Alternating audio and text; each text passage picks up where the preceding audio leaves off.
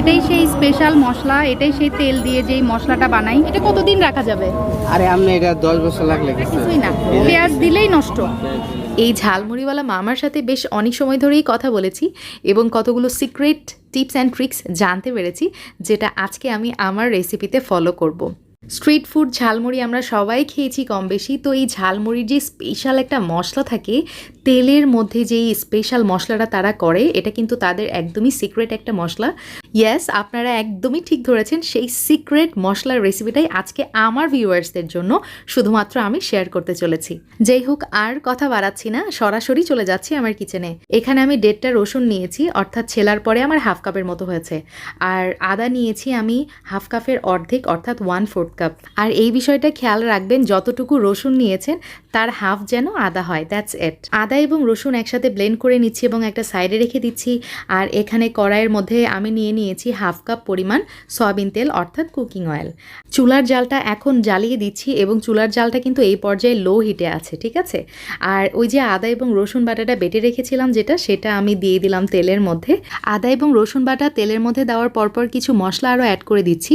এখানে আছে জিরা গুঁড়া 1 চা চামচ, ধনিয়া গুঁড়া এখানে আমি দিয়ে দিলাম 1 চা চামচ, তার সাথে আরও দিচ্ছি মরিচের গুঁড়া, এখানে আছে হাফ চা চামচ। ঝালটা এই পর্যায়ে কিন্তু আমরা অল্প দিব। আর এখানে নিয়েছি হলুদের গুঁড়া 1 চা চামচ, তার সাথে লবণ আরও অ্যাড করে দিচ্ছি হাফ চা চামচ। ব্যাস হয়ে গেছে। এখন এই সমস্ত মশলা আমি বেশ সময় নিয়ে আস্তে আস্তে ভুনা করে নেব। আমি কিন্তু টাইমিংগুলো আপনাদেরকে একটু পরপর বলে দিব, তাহলে যারা আমার পেজে নতুন রাঁধুনি আছে তাদের জন্য অনেক হেল্প হবে আশা করি। খেয়াল করেছে নিশ্চয়ই, এখন কিন্তু ফেনা ফেনা হয়ে গেছে। তো এটা ভয় পাবার কিছু নাই, আস্তে আস্তে এটা ভুনা হচ্ছে, আস্তে আস্তে এই মশলার মধ্যে থেকে পানিগুলো চলে যাচ্ছে, এই কারণে এটা এরকম হচ্ছে। এই মশলাটা কিন্তু আমি 7 থেকে 8 মিনিট হচ্ছে ভেজে নিচ্ছি কন্টিনিউ। এই বাবলগুলো কিন্তু অনেক বেশি বেড়ে গেছে। আর এই যে আমার এই যে ভিতরের যেই মশলাগুলো আছে সেটাও কিন্তু বেশ সুন্দরভাবে ভাজা হয়ে গেছে। এই পর্যায়ে আমি অ্যাড করে দিচ্ছি ওই যে মশলা ধোয়ার পানিটা, এখানে আছে প্রায় হাফ কাপের মতো। এই পানিটা এই মশলাতে অ্যাড করা খুবই জরুরি, কারণ নেক্সটে আমি যেই মশলাগুলো ব্যবহার করব, আরও কিছু মশলা আমি এখানে অ্যাড করব, যাতে করে এই মশলাটা পুড়ে না যায় এবং আমি যেই নেক্সট মশলাগুলো দিব সেটাও যেন প্রপার কুক হয়। Now you can see the consistency, real consistency. চুলার জালটা একদম লো হিটে করে দিয়েছি। এখন দিয়ে দিচ্ছি বিট লবণ 1/4 টিস্পুন, আর তার সাথে দিয়ে দিলাম আজিনোমোটো অথবা টেস্টিং সল্ট, সেটাও ব্যবহার করেছি 1/4 টিস্পুন। এখন দিয়ে দিচ্ছি চটপটির মশলা 1 চা চামচ পরিমাণ। চটপটির মশলা না থাকলে চাট মশলাও ব্যবহার করতে পারেন। এখন দিয়ে দিচ্ছি রাঁধুনি গরুর মাংসের মশলা। এটাই কিন্তু সেই সিক্রেট একটা ইনগ্রিডিয়েন্টস। আপনারা চাইলে গরুর মাংসের মশলাও এখানে ব্যবহার করতে পারেন, অথবা মুরগির মাংসের মশলাও, অথবা এই দুটো যদি হাতের কাছে না থাকে সেই ক্ষেত্রে গরম মশলা অবশ্যই ব্যবহার করবেন। আমি এখানে দিয়ে দিলাম 1 টেবিল চামচ গরম মশলার গুঁড়া, যেটা বাজারে হরহামেশাই কিনতে পাওয়া যায়।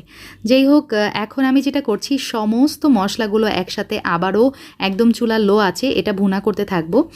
লো টু মিডিয়াম আঁচ মানে এরকম রাখবেন।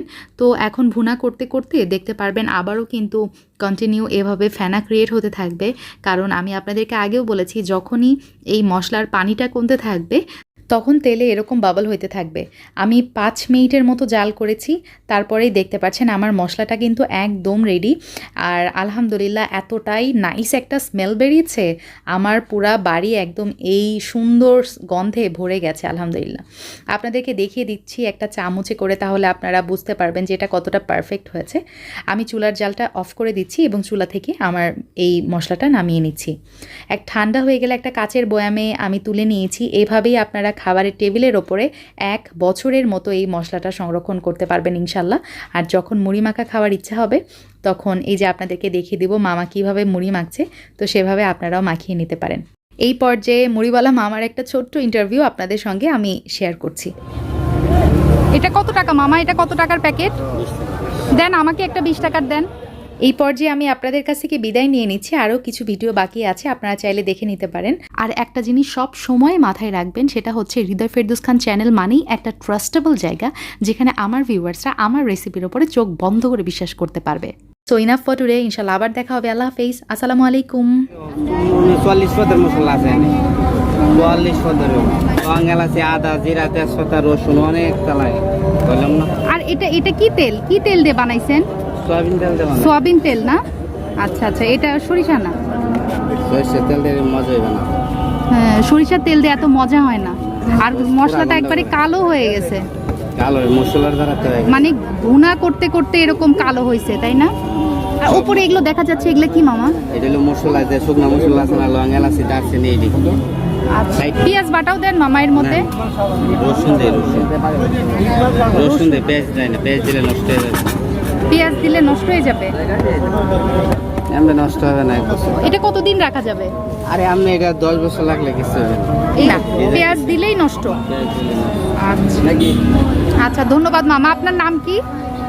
আমার নাম জসিম মিয়া। জসিম মিয়া। আচ্ছা, ঠিক আছে।